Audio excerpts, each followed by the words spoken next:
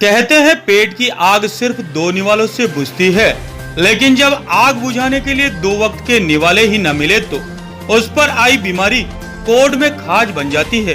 फिर जो तस्वीर सामने आती है वो हर आंख में आंसू छोड़ जाती है। राजधानी लखनऊ में दाने दाने को मोहताज एक व्यक्ति जिंदगी और मौत से लड़ाई लड़ रहा था।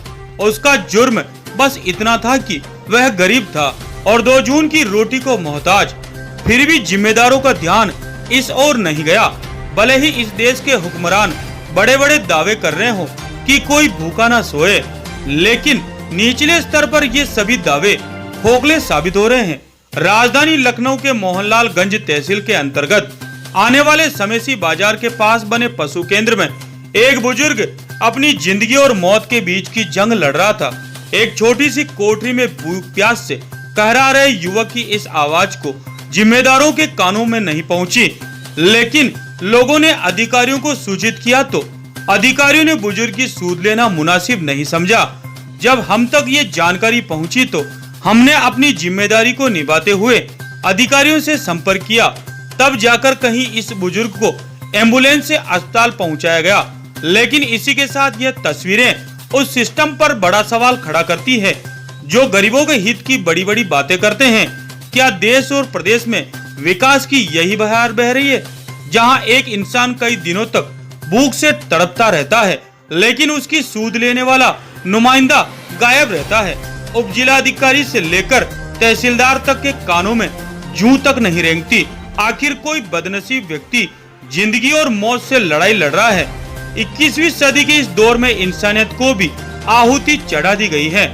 जिस गांव के बाहर एक इंसान कई दिनों से भूख और अपनी बीमारी से कहराता रहा, उसकी सूद लेने वाले गांव के ही लोग नहीं पहुंचे। हालांकि जिनकी जवाबदेही तय है वह इस पूरे मामले पर कुछ भी बोलने से चुप्पी साधे रखे हैं। नवभारत समाचार लखनऊ से अश्वनी कुमार।